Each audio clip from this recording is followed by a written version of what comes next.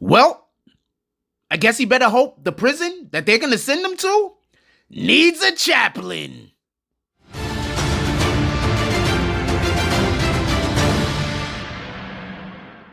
BBN! Jack Frost! What's up, party people? Alright, so... yeah!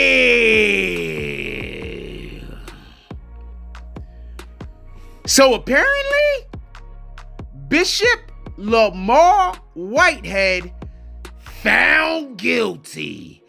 Okay. Now, before I go over all of his charges, there's quite a few charges, and all of them have to be exactly what you would think that these charges would be. For everybody that don't know, the rest of the world, other than Brooklyn, was introduced to Bishop Lamar Whitehead as he got robbed on live stream. So I just want to go over this real quick, and then we'll get to actually the allegations that's against him currently at the moment. So if everybody remembers, Bishop Lamar Whitehead had got robbed on a live stream. It was back in 2020. He was robbed at gunpoint. It looked fake as hell. I'm not gonna lie to you. It was for what was stolen from him basically was a $25,000 Rolex, a $75,000 Rolex, a $75,000 Cavalier. For everybody that don't know, that's a watch also, and a ring that was worth $25,000. So back in 2020, he got arrested for this. He got robbed for this. But what everybody didn't know that was, at the time, I believe at that time, he was currently going through other situations and problems because, yep, he's been convicted of wire fraud, attempted wire fraud, attempted extortion, and lying to the FBI apparently. So basically, what happened was, in one of the situations, there was a lady, she was an elderly parishioner. She basically gave him about $90,000. It was supposed to be put towards a house he was supposed to buy for her or something. He was putting down money for like a house or a home or something. So she gave him $90,000 in order to, move forward towards that. But instead of spending it for what she thought he was going to spend it for, he spent it on, spontaneous gifts for herself. For one, he bought himself some Louis V. He went to Foot Locker. How much did you rack up at Foot Locker, fam, for this to be on here? He didn't just go buy one pair of Jordans. So he was at Foot Locker and also for BMW payments. Now, I want to say something real quick.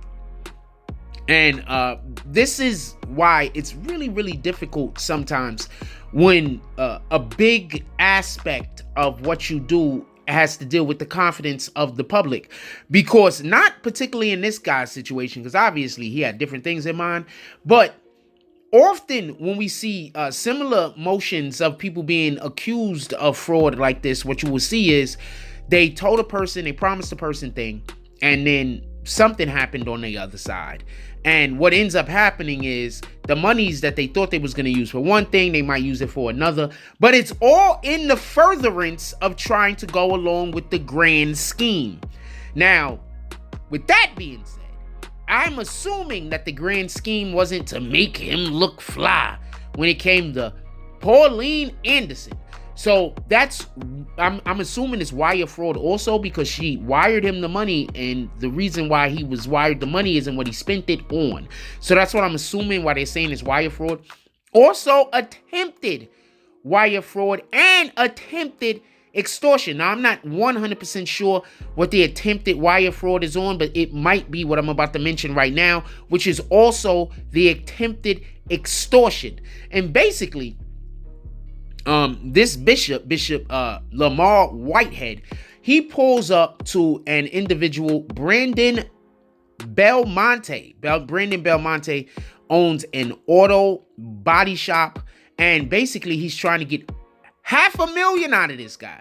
He's telling the dude, if you give me the $500,000, don't worry, the mayor's in my pocket. He basically said he'll do anything I ask him to do and whatnot. For whatever the reason is, smartly so, Brandon Belmonte chose not to go through with this, and I assume that he informed the appropriate authorities so they can take care of this matter and so that they can discuss what the heck is going on with these bishops themselves over here. So that's two of the things that he's in trouble for, that he got convicted for, that I know for a fact. Another thing that he got convicted for was lying to the FBI. Now, for everybody that don't know, you cannot lie to the FBI. I think we all know that. So basically what happened was they had warrants for all phones that he possessed. So basically, if there was a phone that because they had a search warrant to search the phones. So if there was a phone that he owned, he was supposed to turn it over. He turned over all of the phones except for one, I believe. So that basically, made him now have a problem, more of a problem, directly also, might I add, with the FBI. So he also got convicted of lying to the FBI. He was also convicted of falsifying documents so he could get a loan on his New Jersey mansion. He was just doing too much. I'm going to say it like this. And I mean, I don't know no better way to say this. It's one thing to want to live comfortably. It's another thing to want to live opulently. So he wanted to live, and he wanted to live the opulent lifestyle. He didn't want to just be comfortable. There's nothing wrong with your pastor, your minister, your bishop, whoever works for the clergy. There's nothing wrong with them living a comfortable lifestyle based on the donations of the public. Your minister, your pastor shouldn't be starving. Your minister or your pastor shouldn't be homeless. Also, for the individuals that don't get it, because I keep hearing, Jesus was a carpenter before he became the Jesus we speak of. So just so we could be clear, when he started doing his ministering, he wasn't doing any more carpentering, because working for God is a full-time job. So these individuals that say, if you want to be a clergy, you got to also have a regular everyday job.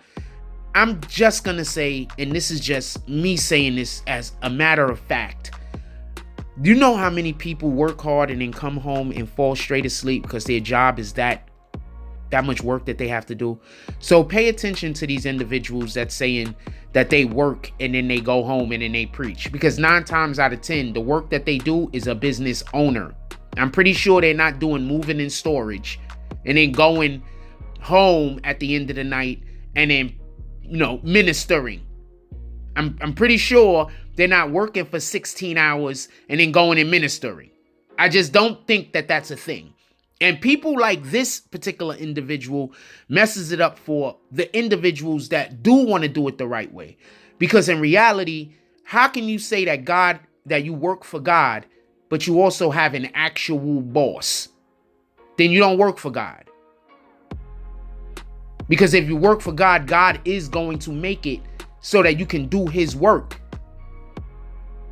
Now, for anybody that wants to argue this with me, explain to me why every single person that was a disciple of Jesus, as far as I know, they were on the move. They were nomadic. That means that they had no job. So this is not me standing here saying that people that are clergy are supposed to have a regular everyday job. If you're preaching the word of the Father, you're supposed to be accessible to the public. You're supposed to be ministering. You're supposed to be preaching. You're not supposed to be scooping ice cream at Baskin Robbins. If you choose to, you choose to. But that's not what you're supposed to be doing. Working for God is a full-time job. People like this dude screws it up for everybody. Now, with that being said, I just want to add one more point before we get up out of here. And I told y'all this when it happened. I believe the whole reason why they did that whole robbery thing was because it was another scheme. It was probably an insurance scheme. And on top of it being an insurance scheme, he probably wanted to show some of the people that he was supposed to be giving monies to, that he didn't have the monies to give to them because he spent it on his opulent lifestyle.